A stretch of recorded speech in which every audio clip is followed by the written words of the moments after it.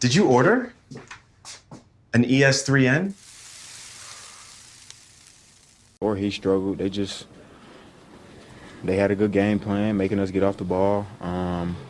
Especially for me, man, it was super in the gaps. I made the right play all night, so I don't really look at it like I struggled. I didn't get enough shots to say I struggled, so that might be how you guys look at it. But yeah, I didn't struggle at all. I made the right play. Here's my deal. Are you the superstar player you proclaim to be or not? The fact of the matter is that Ant-Man is special. We all know this. And you saw how special Shai Gilgeous-Alexander was. That individual pride is what I was looking for. I don't want to hear something like, I made the right play. The Windman joining us now. Brian Windhorst, great to have you with us. And Windy, I'll start with you. What's your response to what Stephen A. had to say about Ant's performance in Game 4?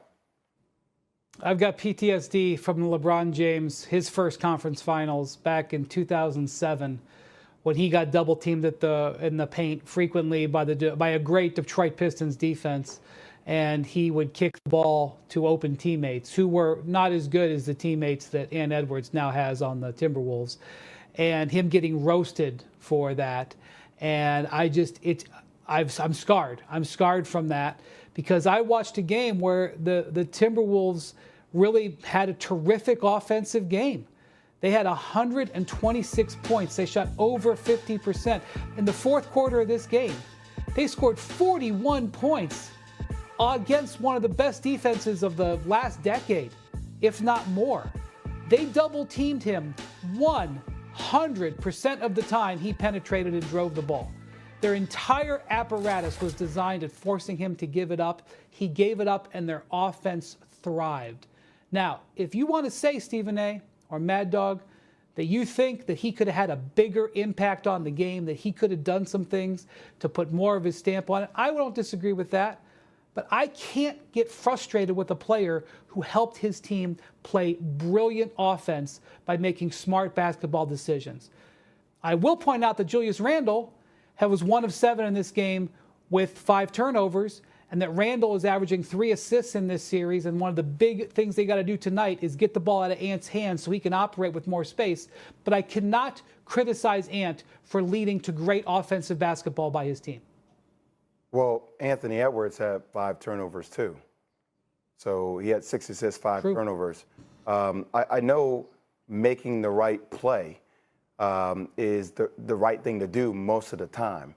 I often say, and I've had this happen, and I've seen great players talk about it. There's one thing, especially for a guy like Anthony Edwards, right? It was one of the earlier games where he had 13 points and he barely took any shots in the game, and we talked about being more active. So, like, I am going to say that whenever you're a great player, when you're on the verge of becoming a great player, every time that you don't impact winning, your game is going to struggle. I mean, I just want you to think about it for a second. The visual, and you could say keeping it real, whatever it is, of me after a loss saying, well, I don't think I really had a bad game, or I don't think I really struggled. I made the right play. How does that come across, Wendy?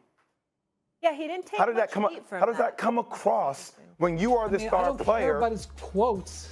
What do you mean? That's what we're talking about. That's the whole point of the conversation. When your lead player, your star, your dog, who is talking and built into everything, then after a game, that's the bigger point to me, says, well, I don't think I struggled. Why'd they lose the game?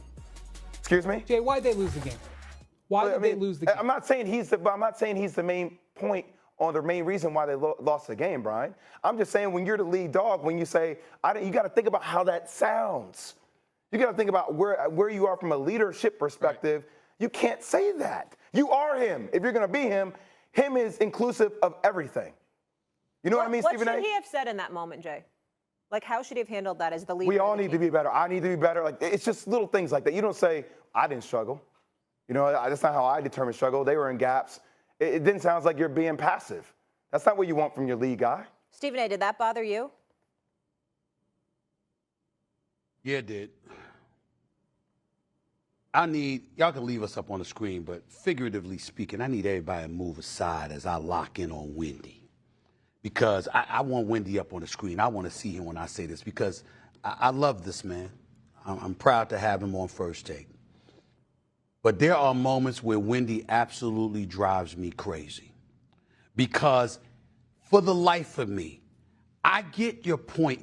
You know who you remind me of, Wendy? You're the Larry Brown of the media. You understand? The Larry Brown, everything's about playing the right way. Everything's about playing the right way. Damn it, sometimes it don't matter. Now, if Shai Gilgeous-Alexander was not on the opposition, dropping 40, 10, and 9, I'd feel you. And I understand that their offense was effective. I get it. You're looking at things in totality. I'm looking at things in a moment. I'm looking at when Oklahoma City went on a spurt. And it kept, every time you inch closer, all of a sudden they'd peel it back and they'd put you down 7. They'd put you down 9. They'd put you down 11. It wouldn't let you get closer. At some point in time, it's about you. It's about you. When you go to a negotiating table and you say, yo, I'm worth 50 mil. It ain't to play the right way. It's when things are going wrong, I'm the dude that's going to make it right.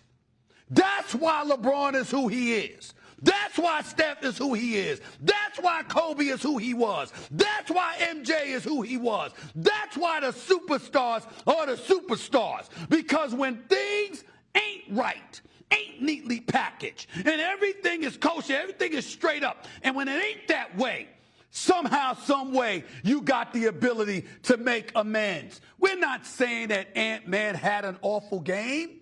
What we're saying is 13 shot attempts, 16 points on your home turf, with you on the verge of falling to an insurmountable 3-1 deficit, with the dude that got league MVP in front of your face, dropping 40, with Jalen Williams, his sidekick, dropping 34, 13 shot attempps. What do we complain about with James Harden? The moneymaker, one of the most prolific scorers the game has ever seen. You wait until game 6 and 7 to attempt 9 and 10 shots. We didn't get on him for the amount of points he scored. We got on him because where's the attempts? Ant-Man attempts 20 shots a game. 20. He averaged nearly 28 a game. He hit 323 pointers, led the NBA in 3-pointers made this season. In that game on your home court, with a 3-1 deficit staring you dead in the face, you attempt 13 shots and you say, I made the right play. I understand that it's accurate to some degree. I'm just simply saying, when you're that dude, that ain't enough. Clearly it wasn't enough because they lost. At some point in time, it's about move the hell out the way. I'm going to do whatever I got to do, defensively, offensively, whatever it takes. I'm going to do what I got to do. That's all I'm saying. That's all I'm saying. Brian, you are completely right. These two are lost. If there was a scenario at the end of that game, and remember, Minnesota never had the ball with the chance to take the lead.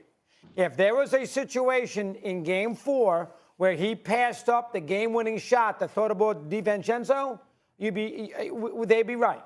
They scored whatever they scored. They shot the ball well. Do I love the comments after the game? He's 23 years old.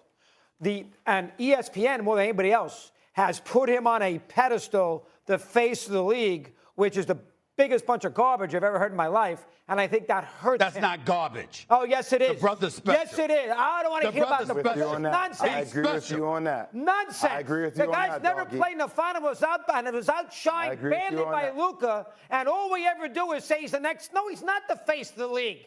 He plays in Minnesota, and they've never been in a final, and they almost got swept in a conference final last year. Let's take it easy. Will you please take it easy? Face of the league. That's LeBron. That's Bird. That's Jordan. No. That's a high we didn't level. Say He's he not was. at that level. We didn't say he was. We didn't say he was. The next we face of the league. Stop with the next face of the league. The next. Oh, nonsense. This next face. Win something. Win something. If you say that. Win something. Oh, please. Whatever. Win something. Be quiet. This is who he sent home. This is who he sent home. He sent home Kevin Durant. He sent home Devin Booker, Bradley Beal, Jokic, Jamal Murray, and now LeBron and Luka. I mean, damn. We can't say next. We can't say next.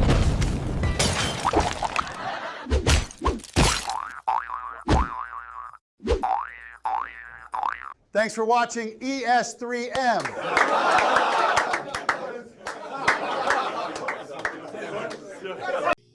for watching. You're tuned into the ES3N network. We appreciate you spending your time with us. If you enjoyed this content, don't forget to like, subscribe, and hit that bell so you never miss a drop.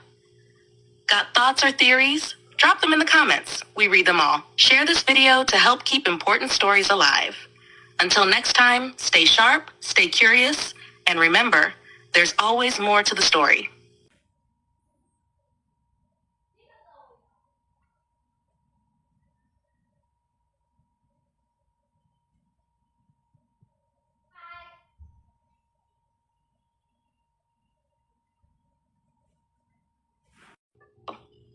Thanks for watching. If you enjoyed this content, don't forget to like and subscribe for more. But stay tuned. Coming up next, I'll be adding even more value by showing you exactly how to get started with your knitting journey.